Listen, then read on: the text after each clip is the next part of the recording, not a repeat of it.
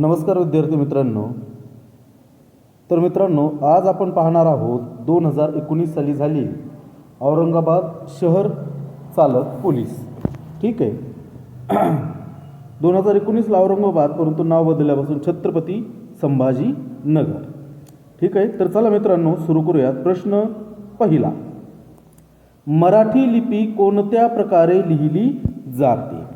ठीक आहे. तर मराठी लिपी ही उजवीकडून डावीकडे, ठीक आहे, डावीकडून उजवीकडे, वरून खाली का खालून वरी? तर मित्रांनो, मराठी लिपी ही डावीकडून उजवीकडे लिहिली जाते. ठीक आहे, डावीकडून उजवीकडे या प्रकारे. चला पुढील प्रश्न.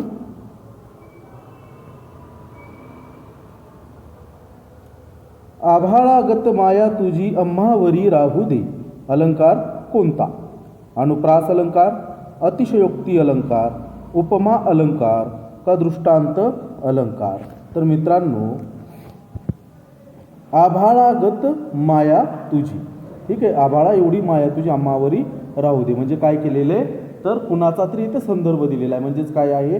तर इथे उपमा दिलेली आहे, म्हणून काय आहे? हा उपमा अलंकार आहे.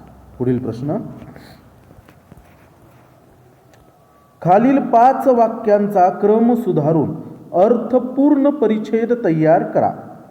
ठीक आहे, चला.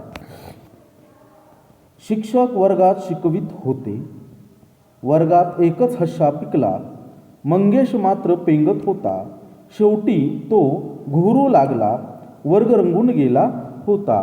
तर मित्रांनो, इथं आपल्याला अर्थपूर्ण असं वाक्य तयार करायचं आहे. ठीक आहे. मग पहिल्यांदा काय येईल? तर शिक्षक वर्गात शिकवित होते. ठीक आहे, 1 नंबर. त्याच्यानंतर काय झालं? शिक्षक शिकवत होते, वर्ग रंगून गेला होता. ठीक आहे, वर्ग रंगून गेला होता. परत काय? वर्गात एकच हशा पिकला होता, मंगेश मात्र पेंगत होता, 3 नंबर. ठीक आहे, शेवटी तो घोरू लागला, 4 नंबर. ठीक आहे, आणि वर्गात एकच हशा पिकला, हे 2 नंबर. ठीक आहे, म्हणजेच आता आपल्याला इथे काय भेटलेलं आहे? तर क्रमांक मिळालेले आहेत की सिरियलनी जर आपण लावलं तर, म्हणजेच 1 5 3 4 2. शिक्षक वर्गात शिकवत होते, वर्ग रंगून गेला होता, मंगेश मात्र पेंगत होता, शेवटी तो घोरू लागला आणि वर्गात एकच हशा पिकला. 1 5 3 4 2. ठीक आहे, तर मग इथं 1 5 3 4 2, 1 5 3 4 2, म्हणजे पर्याय क्रमांक इथे काय येतोय? 3 येतोय. 1 5 3 4 2. ठीक आहे, चला पुढील प्रश्न. शाब्बास, तुमच्या संघाने आज सामना जिंकला. या वाक्यातील कर्म ओळखा. ठीक आहे, मग तुमच्या संघाने आज सामना जिंकला, काय केलेला आहे? तर सामना जिंकला आहे. कुणी? तर तुमच्या. काय केलेलं? तुमच्या संघाने. आपल्याला काय ओळखायचं? इथं कर्म ओळखायचं. ठीक आहे, मग इथं कर्ता कोण आहे? संघ आहे. कर्ता कोण आहे? तर समज सामना जिंकला, मग इथे कर्म कोणतं येणार आहे? तर कर्म येतो इथे सामना येतो. ठीक आहे, हे जिंकला काय आहे? तर क्रियापद आहे. ठीक आहे, क्रियापद, सामना कर्म, मग इथे काय आहे? कर्म आपलं, तर सामना, हे काय आहे? कर्म आहे. चला पुढील प्रश्न.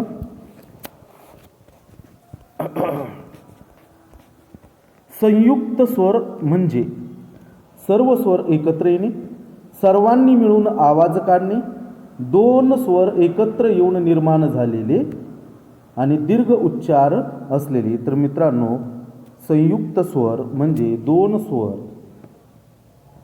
स्वर एकत्र येऊन निर्माण झालेले, ह्यांना काय म्हणतात? संयुक्त स्वर असे म्हणतात. मग उदाहरण काय सांगता येईल आपल्याला? ए बरोबर अ अधिक ई, ऱ्हस्व ई येईल किंवा दीर्घ येईल. ठीक आहे, ओ. ठीक आहे, हा ओ स्वर कसा तयार होतो? तर अ अधिक ऱ्हस्व उ किंवा दीर्घ उ, अशा प्रकारे संयुक्त स्वर तयार होतो. ठीक आहे, चला पुढील प्रश्न. विद्यार्थी वाक्याच्या शेवटी कोणते विरामचिन्ह येते? सॉरी, विद्यार्थी नाही, विधानार्थी. ठीक आहे, विधानार्थी वाक्याच्या शेवटी कोणते विरामचिन्ह येते स्वल्पविराम, अर्धविराम, प्रश्नचिन्ह, पूर्ण विराम. तर मित्रांनो विधानार्थी वाक्याच्या शेवटी येतं पूर्ण विराम. पुढील प्रश्न, देवालय हा शब्द कोणत्या संधीचे उदाहरण आहे? विसर्ग संधी, स्वर संधी, व्यंजन संधी, हल संधी.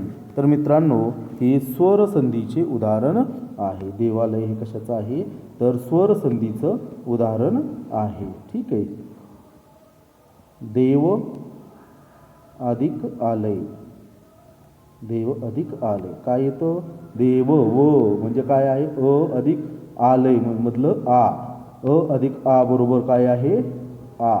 देवालय स्वर संधीचे उदाहरण. पुढील प्रश्न, जगन्नाथ शब्दाचा विग्रह कसा होईल?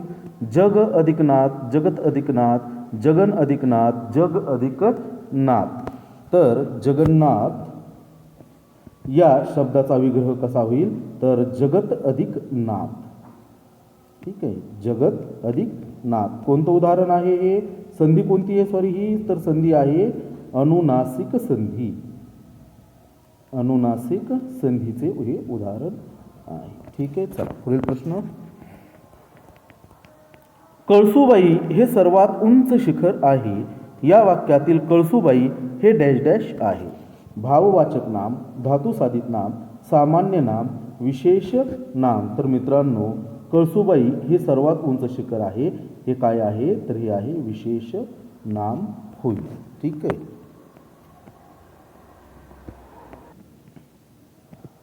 पुढील प्रश्न, चांदणी या शब्दाचे वचन बदलून येणारे रूप शोधा. तर चांदणी, चांदोबा, चांदणे, चांदना, चांदण्या.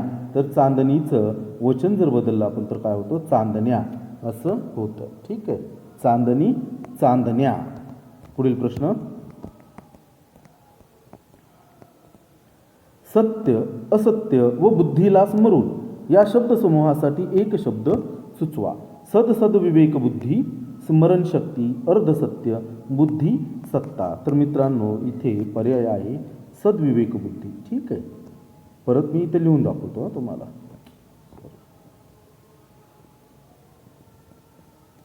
सद विवेक बुद्धी हा शब्द आहे. सद्विवेक बुद्धी. चला पुढील प्रश्न,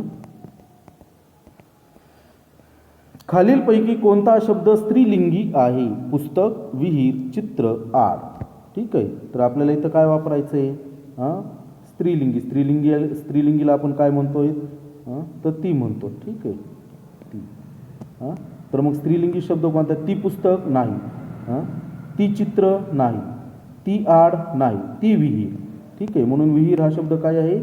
स्त्रीलिंगी आहे. ती विहीर. म्हणून इथं आपण विहीर हा पर्याय बरोबर आहे. सिंहाचे ओरडणे खालीलपैकी कोणत्या शब्दाने दाखवितात? हंबरणे, किंचाळणे, डरकाळी, चिरकणे. तर सिंहाची काय असते? डरकाळी असते. ठीक आहे. सिंहाची डरकाळी असते. पुढील प्रश्न, खालील वाक्यातील अधोरेखित शब्दांच्या विभक्तीचा प्रकार ओळखा. विद्यार्थ्यांनो हा पेपर 2 तासात सोडवा. द्वितीया, तृतीया, पंचमी, संबोधन. मग हे काय आहे? संबोधनचा प्रकार आहे. विद्यार्थ्यांनो. ठीक आहे. नो त्यामुळे संबोधन होईल. पुढील प्रकार प्रश्न, पुढील पर्यायातून पुष्कळ लोक जे बोलतात ते खरे या अर्थाची योग्य म्हण शोधा. ठीक आहे. पुष्कळ लोक जे बोलतात ते खरे ह्या अर्थाची आपल्याला म्हण शोधायची आहे. दामकरी आहे, झाकली मूठ 1.25 लाखाची, दिव्याखाली अंधार आणि पाचामुखी परमेश्वर. मग पुष्कळ लोक जे बोलतात ते खरे म्हणजेच काय? तर पाचामुखी परमेश्वर. ठीक आहे. चला पुढील प्रश्न, सर्वनाम म्हणजे नामाचे गुणविशेषण सांगणारा शब्द. सृष्टीतील व्यक्ती, वस्तू इत्यादीचा बोध करून देणारा शब्द. नामाऐवजी येणारा शब्द. कोणतीही क्रिया अथवा कृती दर्शविणारा विकारी शब्द. तर सर्वनाम म्हणजे नामाऐवजी येणाऱ्या शब्दाला सर्वनाम असे म्हणतात. म्हणून पर्याय क्रमांक 3. पुढील प्रश्न. कावेरीला लाल फुलं आवडते या वाक्यातील विशेषण कोणते? लाल फूल कावेरीला आवडते. तर आपल्याला काय शोधायचे? विशेषण. तर विशेषण काय आहे? लाल. ठीक आहे. कावेरीला फूल आवडते, पण कसं फूल आवडतं? तर लाल फूल आवडतं. ठीक आहे. म्हणून लाल हे काय आहे? विशेषण आहे.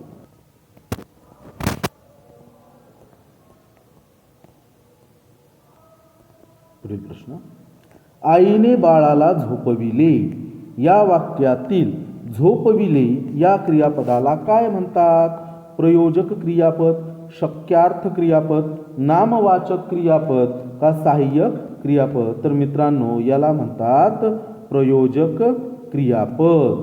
वाक्यातील कर्ता स्वतः क्रिया करत नसून ती क्रिया तो दुसऱ्या कोणाला तरी करावयास लावित आहे असा अर्थ व्यक्त होत असेल तर त्या क्रियापदास प्रयोजक क्रियापद असे म्हणतात. म्हणजे आई झोपत नाही तर आई काय करते? बाळाला झोपवते. आई क्रिया करत नाही, बाळाला ती झोपण्याची क्रिया करायला लावते. म्हणून हे काय आहे? प्रयोजक क्रियापद आहे. चला पुढील प्रश्न. पुढील वाक्याचा काळ ओळखा. गणेश शाळेत जात होता. वर्तमान काळ, भूतकाळ, भविष्यकाळ, पूर्ण भविष्य काळ. तर गणेश शाळेत जात होता. ठीक आहे. म्हणजे काय आहे? हे भूतकाळातील वाक्य आहे. भूतकाळ जात होता किंवा जात आहे, जाणार आहे नाही, वर्तमान नाही, भविष्य नाही, हे आहे भूतकाळाचं उदाहरण. ठीक आहे. तर मित्रांनो धन्यवाद. भेटूयात आपण पुढच्या व्हिडिओमध्ये पुढच्या जिल्ह्याची, नवीन जिल्ह्याची प्रश्नपत्रिका घेऊ. ठीक आहे. तोपर्यंत धन्यवाद.